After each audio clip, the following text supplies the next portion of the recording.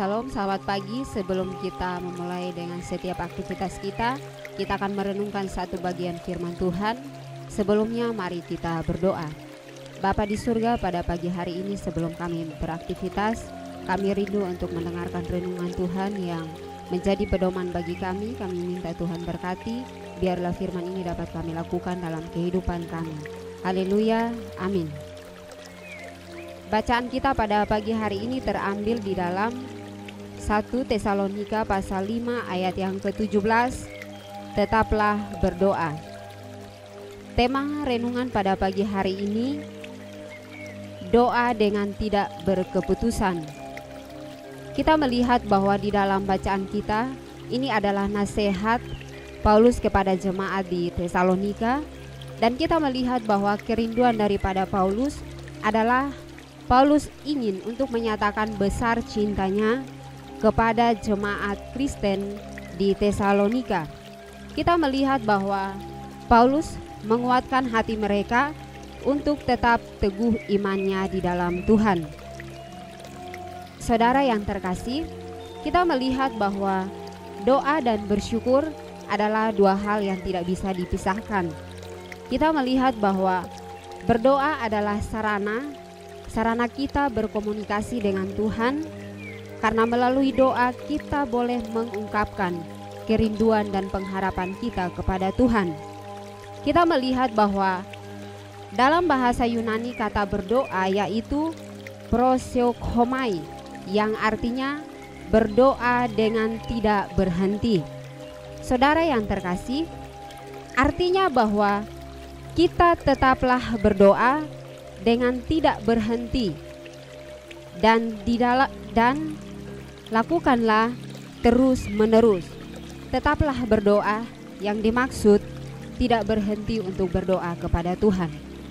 Saudara yang terkasih, kata berdoa bukan berarti bahwa kita hanya menyampaikan apa yang kita rindukan atau apa yang kita mau naikkan kepada Tuhan, tetapi mari kita menyerahkan seluruh kehidupan kita ke dalam tangan Tuhan.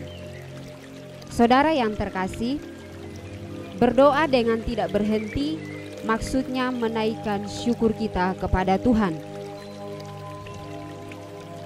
Rasul Paulus menasehati supaya jemaat di Tesalonika tidak boleh mengabaikan berdoa, karena Paulus sendiri juga melakukan hal tersebut. Saudara yang terkasih, mengapa Paulus menegaskan jemaat di Tesalonika untuk tetap berdoa?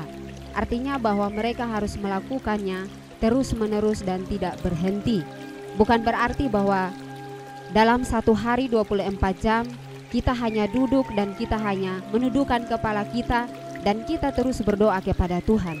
Tetapi dimaksud di sini kita melihat bahwa satu contoh di dalam Daniel pasal 6 ayat 10 dikatakan bahwa dalam kamar atasnya ada tingkap-tingkap yang terbuka ke arah Yerusalem. 3 kali sehari ia berlutut berdoa serta memuji Allahnya seperti biasanya dilakukannya. Jadi marilah kita belajar untuk membiasakan diri kita. Waktu di mana kita berdoa, maka kita harus menetapkan itu di dalam kehidupan kita hari lepas hari. Kita melihat bahwa mengapa Paulus menegaskan jemaat di Tesalonika, supaya iman jemaat di Tesalonika tetap teguh di dalam Tuhan, di dalam mereka menantikan kedatangan Tuhan Yesus. Bapak Ibu yang terkasih, Paulus mengajarkan bagi jemaat Tesalonika agar mereka memberi semangat di dalam Kristus dan saling menopang, tidak hanya berpangku tangan saja, tetapi Paulus menegaskan kepada mereka bahwa mereka harus tetap kuat di dalam Tuhan. Mereka tetap mempertahankan iman mereka di dalam Tuhan. Kiranya firman Tuhan pada pagi hari ini memberkati kita semua. Amin. Mari kita berdoa. Bapa di surga, kami bersyukur untuk firman Tuhan pada pagi hari ini. Mari Tuhan berkati firman ini sehingga kami dapat lakukan di dalam setiap kehidupan kami. Terima kasih Tuhan. Haleluya. Amin.